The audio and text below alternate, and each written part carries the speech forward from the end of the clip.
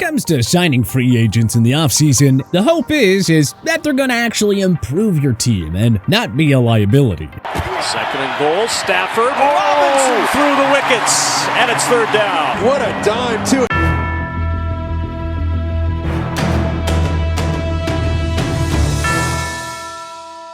One bad move can really limit a team's potential. So how about we take a look back at the 2022 offseason and check out the 5 best and, of course, the 5 worst free agent signings that were.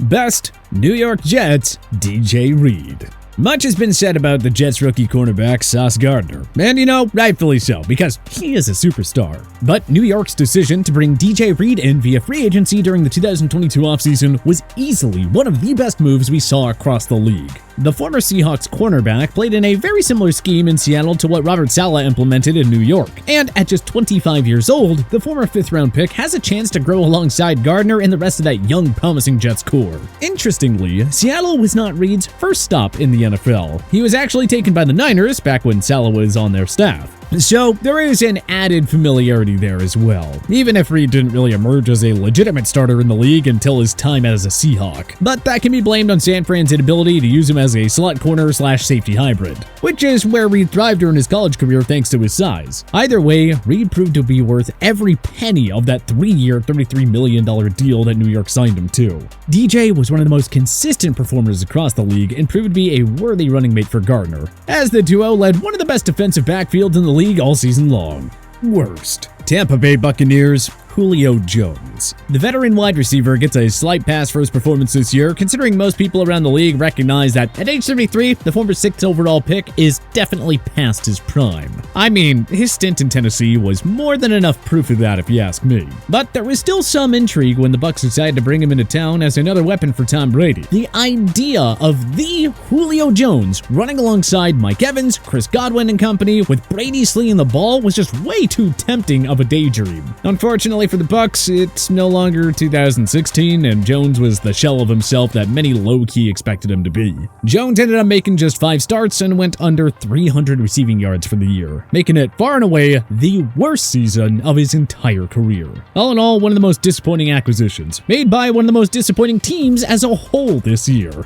Best, Minnesota Vikings, ZA'DARIUS Smith. The Vikings defense got more than its fair share of slack for coming up short during this stretch run of the 2022 season. But this was actually one of the most improved units across the league, and a lot of that was thanks to the signing of ZA'DARIUS Smith. The Vikings brought in the linebacker on an incentive-laden 3-year, $42 million deal. Just $6.45 million of the contract was guaranteed, and I guess it's safe to say that money talks for Smith because the dude balled out all year. After missing almost the entirety of 2021, Smith was back in a big way, going for 10 sacks, 15 tackles for a loss, and 24 QB hits. Smith made a massive difference for Kevin O'Connell's Vikings, and though he'll turn 31 this year, ZA'DARIUS has shown that he may be built for a very successful twilight of his career. Which, hey, that's pretty dang good news for Vikings fans, because they still have him under contract for at least 2 more low-risk seasons. Worst, Las Vegas Raiders, Chandler Jones. The Raiders made a huge splash last offseason, bringing in Chandler Jones to a front-loaded 3-year, $52 million contract to pass rush across from Max Crosby. Now, I can respect the strategy. Everyone knows you need a great pass rush, and bringing in a guy that can draw some additional attention from the opposing offensive line to support Crosby should have only helped. But we gotta face it, at 32 years old, Jones was well past his prime, and the contract that they gave him was probably a big-time overpay.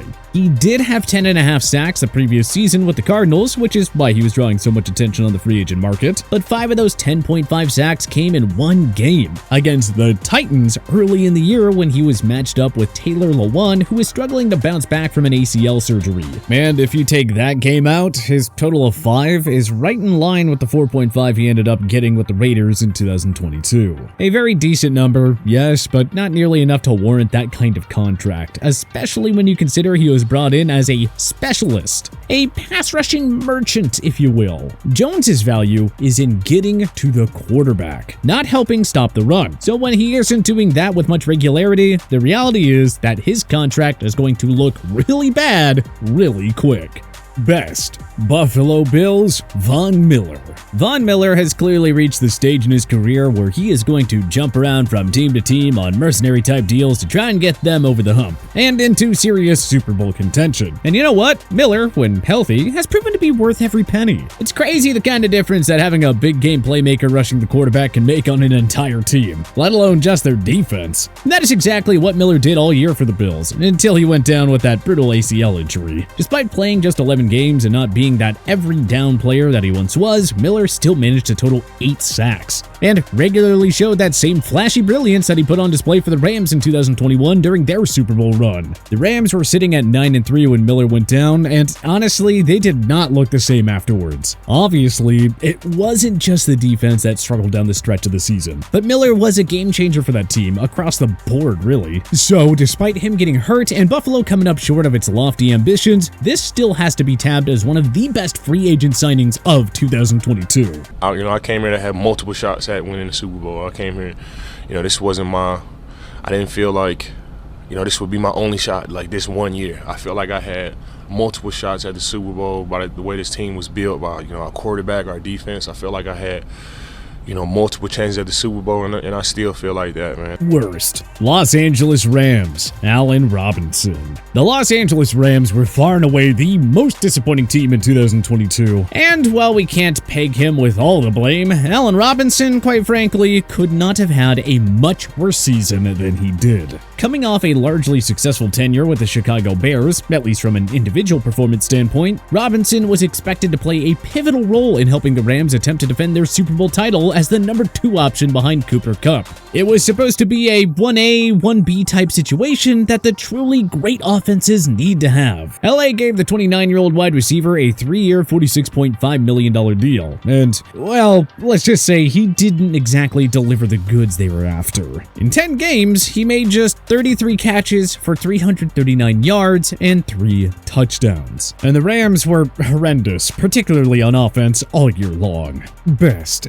Indianapolis Colts, STEPHON Gilmore. For some reason, the big-name signings in the defensive backfield have a strange tendency to flop, but this could not be further from the case for the Indianapolis Colts signing of STEPHON Gilmore. After the Colts brought in their new cornerback on a 2-year, $23 million deal, there were whispers that he was washed up, but he has been anything but that. In fact, Gilmore was one of the few bright spots on the Colts team that really struggled across the board this season. The 32-year-old was rock solid in coverage all year, allowing just 52 receptions across the entire season and chipping in 60 solo tackles. While the season itself was a huge disappointment for Colts owner Jim Irsay and the rest of the Colts organization, at least the team can take solace in the fact that they gambled well on the aging corner.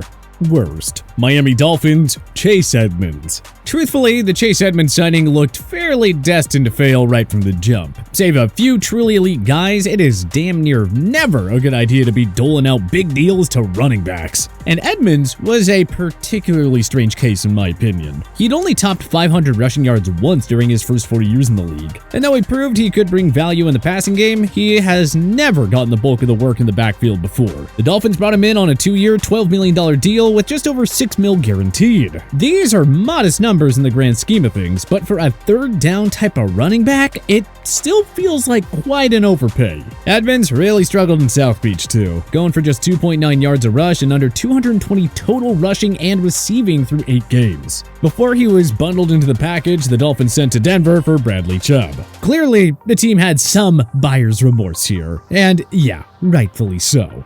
Best Jacksonville Jaguars, Christian Kirk. Jacksonville raised lots of eyebrows when they signed wide receiver Christian Kirk to a 4-year, $72 million contract last offseason. Prior to his time in Duval, Kirk had played a supplemental role in the Cardinals' offense, and people joked that the Jaguars had to give him all that money because they were such an undesirable organization to play for. Beyond that, there was the general sentiment that Kirk was exactly the kind of receiver not to bet on in free agency.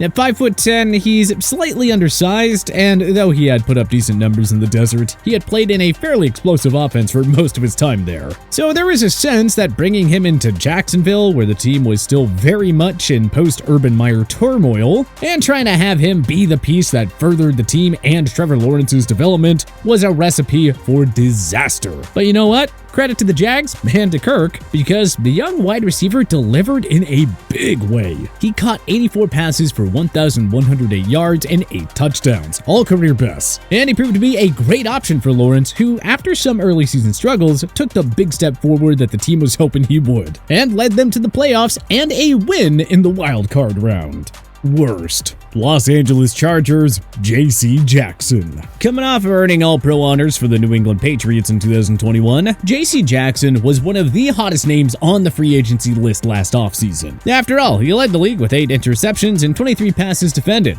But as it turns out, he may have just been running up those numbers because opposing teams were targeting him shamelessly. Now, without the Pats' defensive system to protect him, he was utterly exposed. So much so that the Chargers had to bench him during their Week 6 game against the Denver Broncos. That is never what you want to see. The 27-year-old cornerback that you signed to big money, $85 million over 5 years, with $40 million guaranteed, getting benched against one of the worst offenses in the league. That is just an embarrassment no matter which way you look at it. Jackson's struggles didn't stop there either. He ended up playing just 5 games total before getting placed on the IR with a season-ending knee injury. And the icing on the cake, during his time away from the team, he got booked for a non-violent family issue. All things considered, this was one of the worst signings that we have seen in some time. But which NFL free agent signing from the 2022 offseason do you think was the best? And which do you think was the worst? Let us know in the comment section below. If you like this video and learned a thing or two, clicking the like button helps out a ton. And hey, we appreciate it. If this is your first time coming around to TPS though, subscribing is a great idea because we put out videos like this every single day.